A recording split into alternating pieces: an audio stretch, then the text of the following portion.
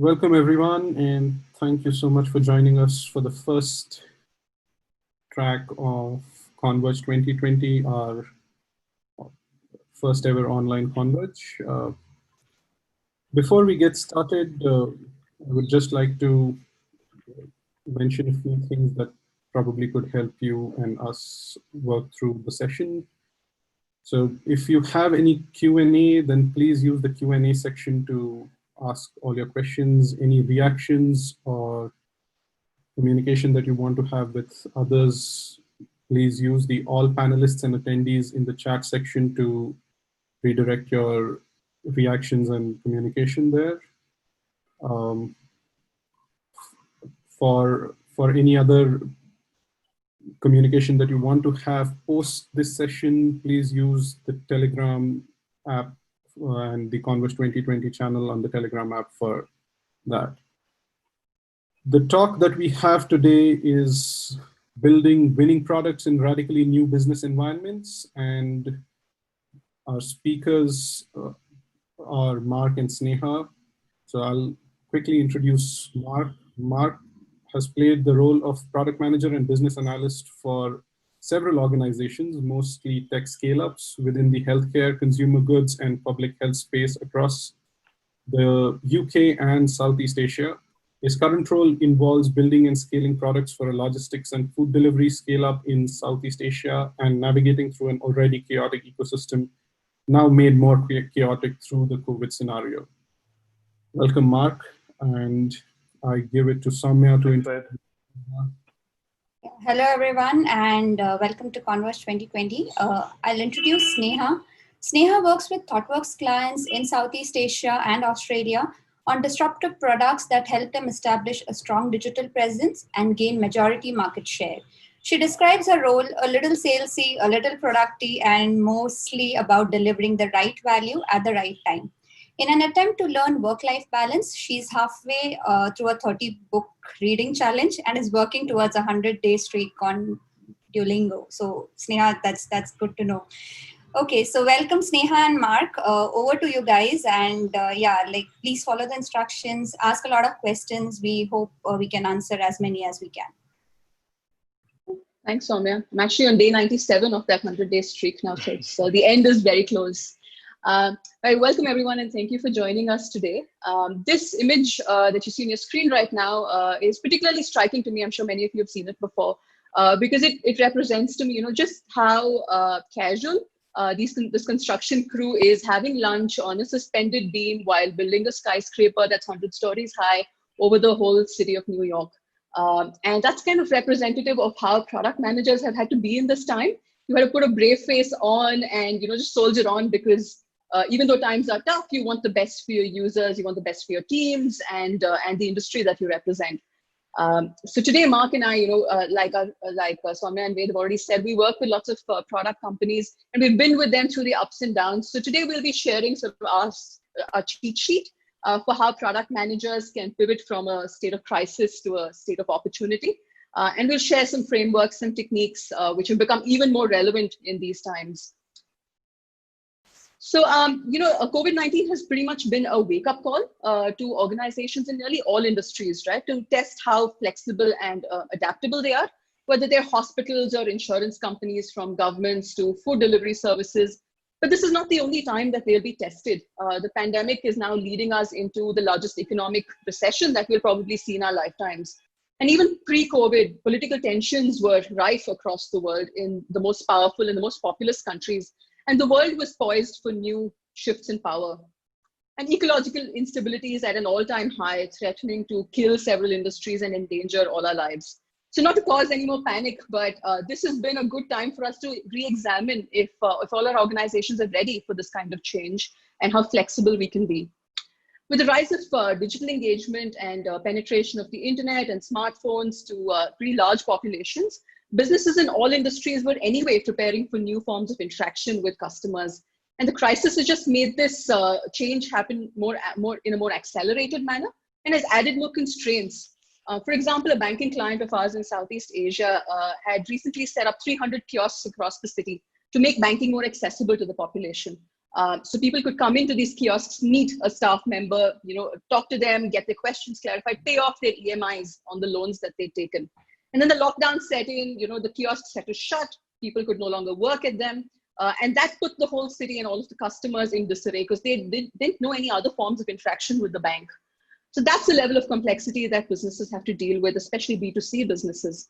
But B2B businesses are not far behind. For businesses that interact with other businesses, there are challenges there as well. For example, manufacturers of tools, machinery, kitchen, appliances, electronics, usually use trade fairs as a medium to showcase, goods they've recently come up with to get retailers and other buyers to come and buy from them.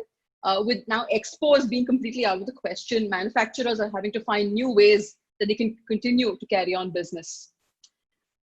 With all of this, I mean, what does that essentially mean for all organizations? It means that, while user interactions are changing and are getting more challenging, business models have had to change as well. And often there's no clarity on how this would change and what impact it would have.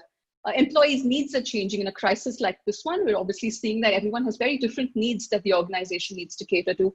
The way investors approach companies and think about their investment decisions is rapidly changing. And there are a whole bunch of new regulations that various industries are now beginning to adopt in order to manage this whole crisis. And of course, ways of working are changing, which is having a knock-on impact on the way organizations are structured. And this has a direct effect on the way product managers work, as I'm sure many of you have already observed.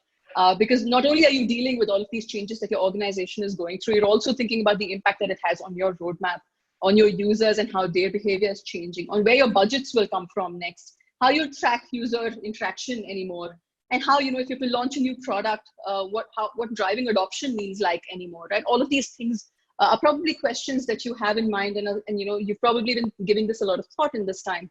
And they seem like hard questions to answer, and they are, because nobody really knows the solution right now, except Mark here, because I think he has the secret formula. Thanks, Sneha. I think, yeah. Now that we've sort of understood, what exactly is the context for this change, what's changing in the environment, why are we saying this is a disruption, right? I think the next step for us is to actually learn how to deal with it, both as individuals and as well as the product manager itself, right? The first one is decision making. I think decision making is really critical in disruptive times. It allows you to plan forward with more confidence, right, and help solve problems better. So there's this useful framework that we've used quite often. It's called the Kuhneman framework, which basically allows you to sort of categorize different problem statements and scenarios that you might occur and you might face in your day-to-day, and then decide what your course of actions are, right? So basically, let's look at these four different domains, right? The classification of the problem statements. The way to analyze them is the cause and effect relationship for this particular problem. If the cause and effect relationship is easily understood, then it's an obvious problem that you can solve, and what the problem is, what the solution is. You just have to, do it. And then it increases in complexity, then becomes a complicated scenario where you not necessarily know what the problem is. You need to do some analysis, get some data, and back your results, and then move ahead, right? And probably get some expert opinion. The next one is complex. Complex is something where you're not aware of the problem statement and you're not aware of the solution as well. So I think the first step is to sort of probe, understand what that problem statement is, do a little analysis or research, right? Take a step back, and then sense and respond your next course of action. The last one is chaotic. Chaotic is like the name suggests, chaotic. And you really don't know what's the correlation between your cause and effect.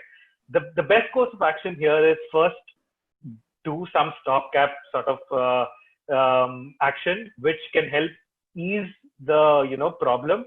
And then while you've done that, act and respond accordingly, sense and respond accordingly, right? So take, for example, say your problem is something like your reduction in daily active users, right? So I think that will probably fall under your complex scenario, where first you need to understand why your active users the trend is falling down. And then Once you've identified the problem statement, then you can arrive at a solution. Next slide, please. So the next thing that you need to look at is basically, as an individual, how do you adapt to change, right? This is typically a change curve where most individuals and sometimes even organizations follow this change curve, where depending on what state you are, you can plan for the next state. So assuming you're in the first stage, which is your status quo, you're in shock, you're in denial of what's happened. The next one is more where you're fearful and you're worried what's next. And the third one, which is important, is basically when you accept your situation and you know how to plan for next steps. And finally, most importantly, is rebuilding for future. Next slide. So I think what's the key takeaway over here is, as your goal is to reduce the amount of time you take from stage 2 to stage 3, which means reduce the negative consequences and accept this change, because we're not saying that this pandemic is going to end. Once it ends, everything's going to be great and rosy. You don't know what comes next, right? I don't know if you've heard of the black swan or the white swan, right? There could be multiples of those that lurking around somewhere, and you could have your next disruption almost inevitably. Next slide. So I think now that we sort of identified how to deal with change, what exactly does it mean for product management in a crisis mode, right? The first step is, like I said, acceptance. That things are changing. Your user behaviors are changing. Like Sneha has correctly pointed out, what is changing for a product manager. Start having team discussions. Be more open with your communication with your product team. Get everyone on the same page. Next. So the next one is reassessment, where you want to identify go back to your basics, identify what's your vision, what's your product vision, what's your mission. Do your metrics still make sense? I mean, you would have had metrics and business models before, the pre-COVID scenario, but do they still hold true? So that's the reassessment phase. And the next one is your exploration, where you're now building for future, where you say, okay, how do I revisit my goals and my roadmap?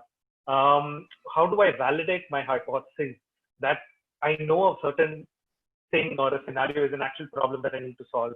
And most importantly, how do I understand my customer needs and their changing behaviors, which is exactly what Sneha is going to be talking next. And finally is rebuilding, which is how do you become that market shaper and set yourself up for success?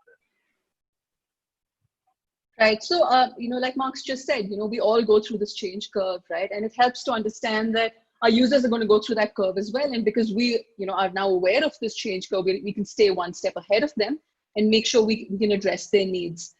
So I'm going to talk a little bit about, how to empathize with your users a little bit better and understand what they're going through in this time of change. And the three pillars that I will fall back on is, from the self-determination theory, which is, what are the key motivations that every human has, right? Regardless of the situation, there's three things that everybody always wants in any interaction with a product, with a human being, or anything else. And they're one of them is autonomy, which is, I can make my own experiences happen. They are voluntary. And, I know that I can make my own decisions. And I'd rather, know what I want to do than respond to being told what to do.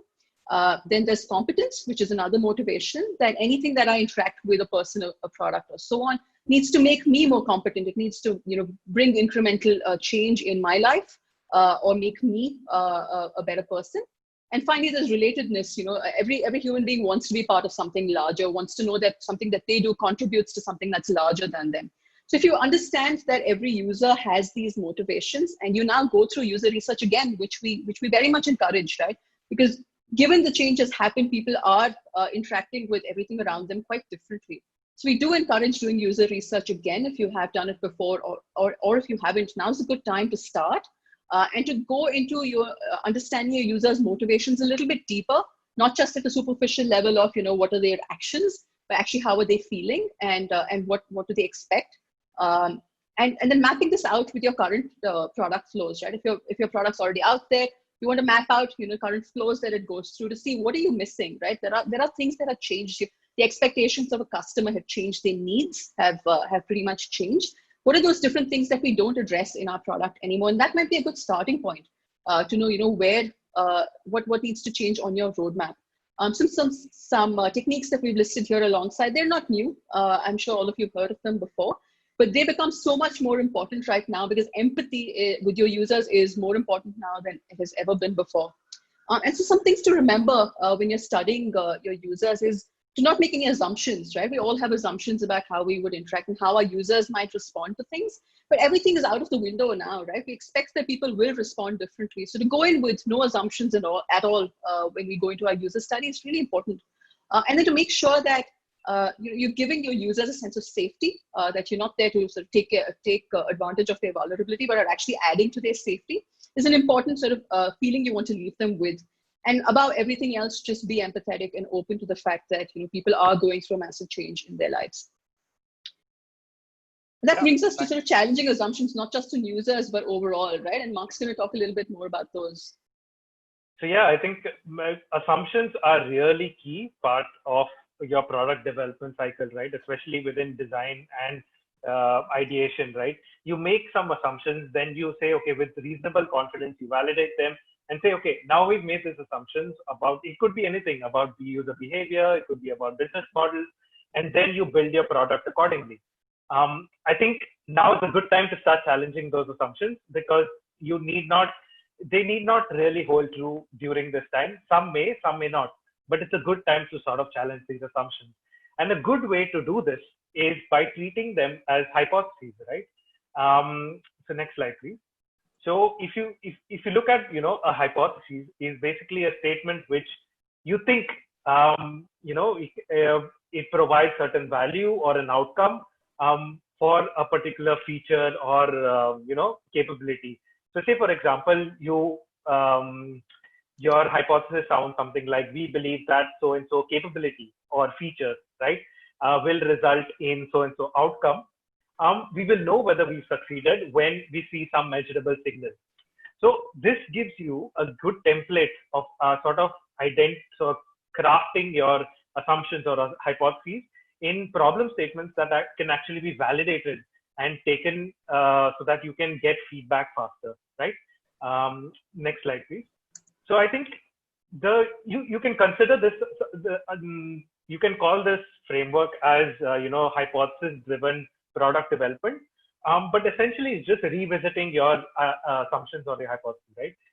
The next step, what you can do is, once you have these hypotheses out, plot them in the graph of, criticality versus your unknown versus known, right? This allows you to prioritize which of these hypotheses that you want to validate. And the validation phase can be anything, right? From, a quick user interview or a user research or market research to something like building a prototype and getting feedback, right? So this is the overall approach where you can get feedback on your assumptions and validate them for the future. Now that we sort of identified, your user behaviors, we identify what's changing for your users. Now we get to the point where we plan for the next few months, right? Now is a good time to sort of plan, hey, what do we pick up next? And how do we ensure that we set ourselves up for the future? Yeah, so one thing to remember is that, in most organizations, right, what they want to do, their mission doesn't often change, even in the time of crisis, right? The reason that the organization exists often does not change. For example, if you were a company that wanted to assure the best healthcare to your users, that doesn't change. That continues to stay relevant. While the means to getting your users that value might need to change. So it's important to use your organizational vision as that guide rail, right? Because that is what brings stability to an otherwise unstable situation. And to make sure that your product vision, because now you should start to revisit your product vision and see if it's still relevant in these times, but it needs to continue to be relevant to the organizational vision anyway. So that's a good way to look for stability while creating your new product vision or revising it. And this is particularly important in these times because your team and the rest of the organization's already in a bit of disarray. And having a strong vision and being able to articulate your product vision brings a lot of direction and purpose to the team. and also empowers them to make decisions, because going forward, they've got to make lots of decisions in the changes that they're making in the product. And it empowers them to make that decision without having to rely on someone to make it for them. And by linking it with your organizational goals, you're making sure that anything that you do on the product development side is clearly impacting your organization's goals and bringing them closer to the vision that was set all along. Additionally, it surfaces the potential for any partnerships, right? For example, when you have your vision laid out, an example that we had with our clients recently is, we had a ride-hailing company in Myanmar, which pretty much had no business once the pandemic hit. So they quickly looked for another business that they could get into very quickly without losing their customer base. And so they chose to do grocery deliveries. But what they realized is they didn't have the payment systems that they could interact with the retailers, that they could integrate with the retailers. So they very quickly looked for a partner who can do that for them rather than trying to build it from scratch. So when you have a very clear vision, right, it's easy to say, okay, should we build this, or can we rely on somebody outside of our ecosystem that we can tie up with to get this to market really quickly? So it's not just important to formulate or reset your vision, but also equally important to make it visual and share it with everybody else. And we find that the lean value tree is a great way to do that, because I'm sure there's lots of other techniques, but we find this one particularly effective because you've got your product vision right on top, and that is the guide rail for your team from now onwards. And from that, you can articulate a set of goals that you want your users to get. And this is where your user study that you did earlier is really going to guide what goals you put in place. And then you might take some hypotheses, right? You're making some assumptions here. You've challenged the assumptions you had, and now you're making new assumptions, new hypotheses. So these hypotheses now form what will guide your initiatives or the features that you build onto your roadmap. And then there's a clear link between, why is this initiative important? Why is it on my roadmap? Why are we working on it on priority? There's a clear link to the vision that you held all along. So that's visualizing this and sharing it with the rest of your team is incredibly important to keep everyone on the same page, because there's already a lot of chaos, and having something that everybody can work towards is one of the most key capabilities that a product manager brings to the team. And in doing this, you're also constantly going to have to reprioritize, right? Not only have your priorities basically changed, priorities that were really important to you a few months ago pre-COVID, those are different. Those are probably out of the window, and there's new priorities, and they're likely to keep changing as the situation progresses. So to have a very flexible prioritization model, not be too worried about sort of like baselining scope and never moving away from it or being too rigid about it, but to make sure at the end of the day that you're keeping the value that you want to give to your users constant, because you did that user study. You understand what motivates your users and what needs you want to fulfill. So keep those measures constant, but look for ways in which you could do it differently, and be open to reprioritization to do what's best for the users. And it doesn't just end there, does it, Mark? Yeah, I think yes, and it doesn't end there, because the next phase is actually how to actually keep learning and keep experimenting for future, right? Next slide, please. So one technique that we want to introduce here is something called continuous discovery, which basically means that I'm sure most of us are familiar with the right-hand side, which is continuous delivery, where you're building something, picking it up from the product backlog, measuring it with releases with your users, and then learning through valuable feedback. But sometimes the cycle is obviously quite long, right? To get that feedback. So how to get feedback faster? You sort of have another backlog, which is for discovery or sort of mini discoveries, where you have ideas or problem statements. These could be your hypotheses as well, right? You develop quick POCs, do some spikes, user testing, get feedback, and then understand whether these can go into your delivery backlog, right? So in a sense, it's almost like you have two different backlogs. Your discovery backlog, then you take items from your discovery backlog and put it into your delivery backlog.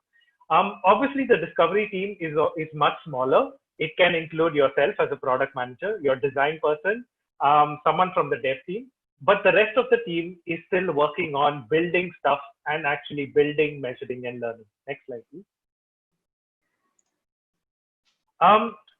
So I think some sort of tips and guidelines to keep in mind is, like Sneha said, right, planning upfront might not work, because it's a lot of effort with very little accuracy. And so planning and then doing might not work. Instead, sort of envision, explore, break it into small chunks where you can run experiments and then get feedback. And at the same time, do stuff that you're very confident about. And it's very important that you keep learning and keep experimenting. Build this adaptive learning culture within your team so that you can fail fast, right? And learn from it. And finally, shorter experiments and POCs to reduce risk. Next slide. So I think a final takeaway from for y'all is, be bold. This time is quite stressful. At the same time, be cautious. There was this recent study done that most of the companies that got out of the last major recession were ones that didn't stop building. They were the ones that planned for future and adapted and then rebuilt themselves and came out of it much stronger. And that's what you folks should do as well within your realm as a product manager. Plan for your future. This is a good time also to start re-looking at some of the innovative ways, or pick up some new technology which will help you achieve your new goals and help you cross that curve and beat your competition, and it'll help you come out much stronger. So I think that's pretty much what we had, talking about our sort of learnings. I think this was more, learnings that we had as product managers and some useful frameworks. We didn't want to go into too much detail into each of these frameworks because I think you can decide which ones are relevant for you, and then take it forward. And hopefully you found this useful and you can reuse it within your day-to-day life. Thanks. Okay, that's like we are right on time, and thank you Sneha and Mark for the wonderful session.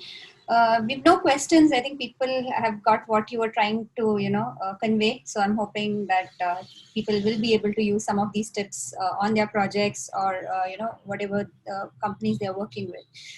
One last thing, people, please share feedback. We have shared the feedback link. Do share feedback. And unfortunately, we had some issue with the live stream here. So we could, if people were trying to, connect through that, there was some issue there. But otherwise, I think that this one was a great session. And thank you very much. If you're registered for the workshop, do join us for the workshop at 6:15. We'll take a quick break now and do connect for the workshop.